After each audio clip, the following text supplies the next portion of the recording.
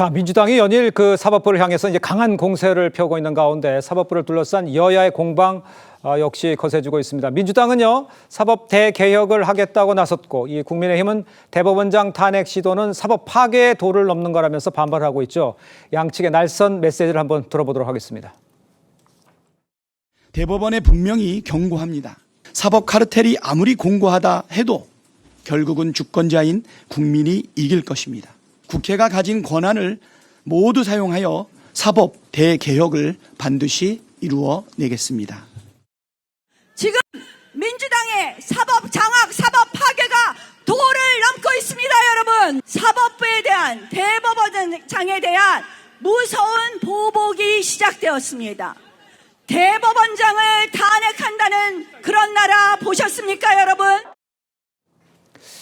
자, 민주당이 이제 사법부를 압박하기 위해서 추진하고 있는 법안들 여러 개 있습니다. 저희가 좀 정리를 해봤는데, 이재명 후보의 유죄 취지 판결을 내린 조희대 대법원장, CG가 좀 준비가 됐을 텐데 올려봐 주시죠. 올려봐 주세요. 자, 취지 판결을 내린 이 조희대 대법원장에 대한 특검법이 있고요. 또 허위사실 공표죄의 요건 중에 행위를 삭제하는 내용의 공직선거법 개정안이 있습니다. 또 대법관의 수를 30명이나 100명으로 늘리는 이 법원 조직법 개정안도 있고, 또 대법원 판단에 불만이 있을 경우에 헌재에서 한 번 더 심판을 받을 수 있는 헌법재판소 개정안, 이것까지 다 있는 상황이에요. 하민경 우리 대변인께서는 변호사시잖아요. 사법부를 압박하는 이러한 것들 현실화되면 이건 어떤 파장이 있을 수 있다라고 봐야 되는 겁니까? 저는 민주당에서 계속 사법 개혁이라고 하는데 어떤 국민이 이런 민주당에서 고치고자 하는 이런 입법을 보면 이게 사법 개혁이라고 생각을 할 것인가, 이런 우려가 먼저 듭니다. 왜냐하면 이재명 후보 단 그 이재명 후보만을 위한 이런 입법이 아닌가, 이렇게 누가 봐도 생각이 되는 것이, 대법원에서 이재명 후보에게 유죄 취지 파기환송 판결을 내렸더니 그 대법관 수를 이제 늘리겠다라고 하는 것은 거기에 이제 정치적인 입김이 많이 들어가게 되는 그런 이제 구조를 택하겠다라고 하는 것이고, 또 헌법재판소를 그 대법원 위에다가 두고 사심제를 하겠다라고 하는 것은 헌법재판관이야말로 진짜 몇 명 되지 않습니다. 네. 그 분들이 이제 그 헌법재판소를 판단할 사람은 아무도 없죠. 그런데 이제 대법관들이 내리는 그런 판단, 그러니까 대법원에서 내리는 것은 대법관들만 있는 것이 아니라 그 연구관들도 많은 분들이 이제 계십니다. 그런데 그걸 그 헌법재판소를 그 위에다 두겠다, 이런 부분이라든지 허위사실 공표죄에서 행위를 삭제한다라든지 모든 것이 이재명 한 사람을 위한 그런 입법인데 이 부분에 대해서 과연 이거를 사법개혁이라고 이제 얘기를 하는 이 민주당을 믿을 국민이 도대체 누가 있을까? 저는 이렇게 생각이 들고, 헌법이라는 것은 나라의 근간을 이루는 이제 법인데, 저희가 헌법 개헌이 많이 필요하다는 얘기를 했지만 이런 개헌 아니고 지금 이제 헌법이 과연 이 한 사람을 위한 헌법인 것인가, 우리 자유민주주의 대한민국이 어떻게 세워진 국가인가, 그런 부분을 다시 한번 계속해서 되묻는 그런 과정이 아닌가, 이 하루하루가 저는 그렇게 생각하고 있습니다. 그 여러 가지의 지금 다양한 법들, 결론적으로는 이재명 대표 혼자만을 위한 건 아니야, 이렇게 지적하시는 분도 있어요. 어떻게 평가를 하세요? 그러니까 민주당이 정상적인 지금 예를 들어서 야당 이제 다른 당이 후보가 비슷비슷하게 경쟁을 했다라면 이런 식의 행보를 하지 않았을 거예요. 왜냐하면 이거는 선거에서 누가 봐도 사실은 모든 사안들을 보면 다 이재명 후보와 관련이 있습니다. 자, 그러면 불과 얼마 전까지만 하더라도 법원에 대해서 굉장히 칭송하고 법원의 예산을 늘려준다고 했던 그 민주당이 이제는 법원을 완전히 지금 장악하겠다는 거 아니겠습니까? 그 이유는 결국 이번 선거에서 이런 걸 많이 띄워서 결국 선거 결과가 나오면 자, 국민도 이걸 동의하셨다라는 것들을 만들기 위한 저는 전초 작업이라고 봐요. 지금 민주당이 강조하고 있는 게 국민 주권을 강조하고 있습니다. 이재명 후보도 다음 정부는 국민 주권 정부다라는 이야기를 하고 있어요. 그건 뭐냐면 우리가 근대 민주주의가 성립되면서 삼권 분립이 돼 있습니다. 나름대로 이 행정부 권력을 결국은 이 사법부가 견제하는 시스템으로 돼 있거든요. 그렇죠. 근데 문제는 국민주권 개념을 올리면서 이 국민주권이라는 걸 이유로 해서 모든 걸 다 밑에 놓겠다는 거예요. 즉 공산당이나 이것들이 당을 중심으로 해서 당의 모든 게 다 밑에 있지 않습니까? 똑같이 그걸 국민주권으로 대체하겠다는 거예요. 그러려면 압도적인 지지, 즉 50% 넘는 지지를 받으면 인정됐다라고 하고 저걸 할 겁니다. 그러니까 그런 목적으로 지금 저는 띄우고 있다는 생각이 드는데, 왜냐 저 이슈는 선거에 불리한 이슈예요. 따지고 보면 민주당 내에서도 반발이 있지 않습니까? 그렇습니다. 그러니까 그럼에도 불구하고 저걸 띄우는 것은 워낙 지금 여론의 지지도가 높다. 그리고 이제 본인들이 앞으로 할 일을 미리 띄워서 국민들이 동의했다라는 합리적 명분을 쓰기 위해서 하는 것이다. 그리고 지금 사법부를 저렇게 장악을 하면 결국 이재명 후보가 대통령이 됐을 경우에 예. 사법에 대한 리스크들을 완전히 해소하겠다라는 그런 저는 정책 목적을 가지고 있는 게 아닌가 싶습니다. 알겠습니다. 여론의 지지가 있기 때문에 당내 반대도 있는 것도 아시잖아요. 그런데 이런데도 밀어붙인다는 뜻은 글쎄요, 이게 그냥 법조인의 입장에서 봤을 때는 지금 이루어지는 이 법 추진은 어떻게 평가를 하십니까? 저는 이게 사법부를 압박하거나 장악하기 위한 시도로 보지 않고요. 그러면요? 사법부 개혁의 일환입니다. 그러니까 이런 대법관 숫자를 늘린다거나 네. 헌법재판소법을 개정해서 재판소원을 도입하는 것이 이번에 갑자기 나온 얘기가 아닙니다. 네. 그러니까 대법관 숫자를 늘리는 법원조직법 개정안은 19대, 20대 국회에서도 계속 제출이 되고 있었습니다. 왜냐하면 대법원의 사건 수가 너무 누적되다 보니까 사건 처리가 지연되고 그래서 국민의 기본권 실현에 이 제한이 된다는 문제제기가 계속 돼 왔기 때문에 14명의 재법관 가지고는 지금의 우리 이 사법부의 어떤 권한 행사를 다 하기 어렵다. 이런 문제제가 계속 있었던 겁니다. 그 차원에서 같이 연결시켜 보면 14명의 이 대법관만으로 갈 수 있는 한계, 더군다나 이 소수 대법관들이 이렇게 정치적 목적으로 정치상에 개입해서 국민 주권 실현을 완전히 차단해버리는 정도의 위험성까지 확인됐다고 하면 대법관 수를 늘리는 것이 여러 면에서 볼 때 국민의 어떤 이 기본권 실현에 있어서 필요하다 이런 판단이 된 거고요. 재판소원 같은 경우에도 이 역시 이 논의가 없었던 게 아니고 우리 법의 모태가 된 독일 헌법에는 똑같이 있습니다. 그러니까 사법부에 대한 입법부의 통제는 사실 탄핵소추가 제도가 있고 또 인사청문 제도가 있고 예산권 등을 통한 통제가 있지만 사법부가 잘못된 판결을 했을 경우 그로 인해서 국민의 기본권이 침해됐을 경우에 대한 통제장치, 견제장치가 없는 겁니다.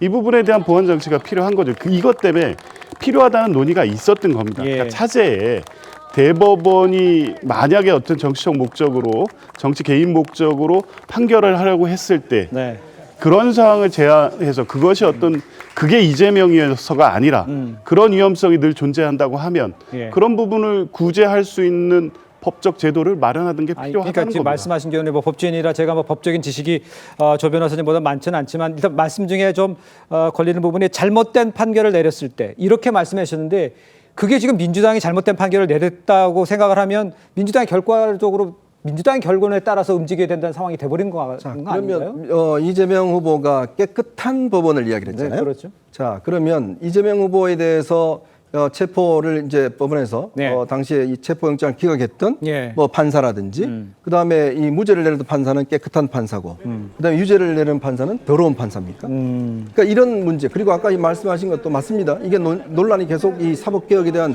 이슈가 있었던 문제예요. 그렇습니다. 문제는 이거를 언제 실행하고 왜 지금인가? 라는 데 대한 정책 의도가 있는 거죠. 옛날에 양승태 대법원장 시절에 상고법원을 만들려고 그랬습니다. 우리나라 워낙 법원에 다 대법원 삼세판해서 대법원에 가니까 상고법원을 따로 만들어서 문제를 해결했다고 그러고 있어요. 근데 그게 그때 어떻게 됐습니까? 이게 뭐 법원 행정권 남용이다 등등 해서 이 로비를 했다고 해서 이거 사법 처리를 했어요. 자, 그럴 때는 문제에 대해서 이 민주당이 가지고 있는 입장과 왜 하필 이거 지금 시점에 즉 이재명 대표가 이게 유죄가 파기환송되니까 이런 잔뜩 이런 문제를 등장시키는 것은 다 모든 법안들이 보시면 이재명 대표 관련했습니다. 자, 제가 말씀드린 게 왜 허위 사실에 대한 행위를 이번에 없애려고 그런 거죠? 그동안 많은 사람들이 이걸 처벌받았어요. 근데 왜 하필 이재명 후보가 그거를 당하니까 이번에 없앤다 그러고 그다음에 이번에 대법원에서 유죄 판결을 나오니까 왜 대법원장을 특검하겠다 그러고 대법관을 늘리겠다 그러고 헌법재판소를 확장 늘려서 사심제를 만들겠다 그러고 과연 그게 순수한 의도일까요? 그 국민들 믿지 않습니다. 알겠습니다. 시기가 문제라고 얘기해 주시는 것 같아요. 박성민 최고께서는. 근데 사실 지금 상황에서 보면 이 최근에 있었던 공직선거법에 대해서 유죄 취지의 파기환송을 내렸던 원에 대해서 굉장히 많은 문제 제기가 있었습니다. 그러니까 민주당뿐만 아니라 사실은 현직 판사들이 글을 올리면서 전국 법관 대표자 회의를 소집을 해야 된다라고 이야기를 하고 네. 여기에 대한 대법원장의 명확한 해명이 필요하고 혹은 책임지는 자세가 필요하다. 이렇게까지도 현직 판사들이 지적할 정도로 이번 유죄 취지의 파기환송에 대한 절차적인 정당성도 상당히 결여되어 있었다. 그리고 이 대법관의 의도가 의심된다. 이런 지적들이 쏟아졌던 상황인 거고요. 그뿐만 아니라 지금 민주당이 뭐 이재명 후보 한 명을 위해서 법을 바꾼다라고 하는데 사실 앞서 조기현 변호사님께서도 말씀해 주셨던 것처럼 그동안 여러 가지 면에서 수건 사업이라고 언급됐던 과제들을 네. 지금 상황에서 어떤 사법개혁의 필요성과 맞물려서 추진하는 것이 꼭 이재명 후보 맞춤형이라고 이야기를 할 수 있겠느냐라는 질문을 드려보고 싶습니다. 아, 알겠습니다. 일단 요걸 하나 더 질문 드릴게요. 헌법재판소 개정안의 경우에 대법원의 판단이 마음에 안 들면 이제 헌재로 가져가서 판단을 다시 한번 받아보는 이 사실상 사심제 법안이라는 이야기 좀 나오고 있죠. 그런데 여기서 헌재가요, 사심제 입법 취지에 공감한다는 의견을 냈어요.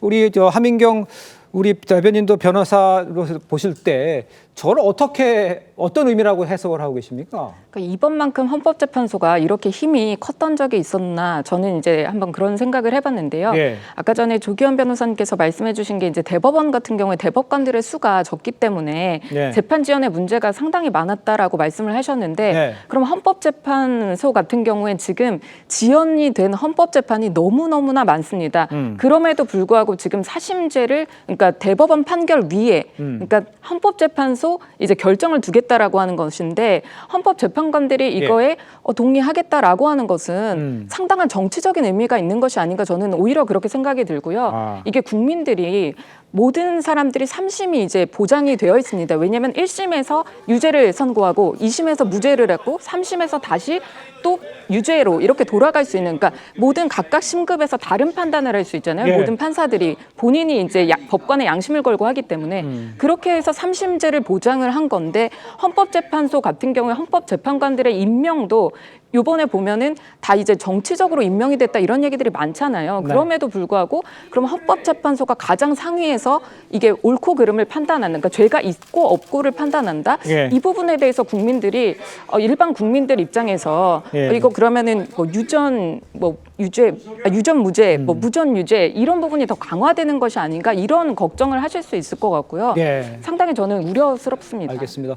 지금 언급을 해줬습니다. 대법원 판결에도 이제 불복할 수 있는 이 사실상 사심제 개정안을 두고요. 사법정의 실현보다 소송의 격차를 더 키울 수 있다 이런 우려도 나오고 있습니다. 천대엽 법원행정처장의 목소리를 한번 직접 들어보겠습니다. 모든 국민들이 이제 법적인 분쟁에 휘말리게 되면은 그 사건이 확정되기까지 엄청난 시간과 돈과 노력, 스트레스를 받게 됩니다.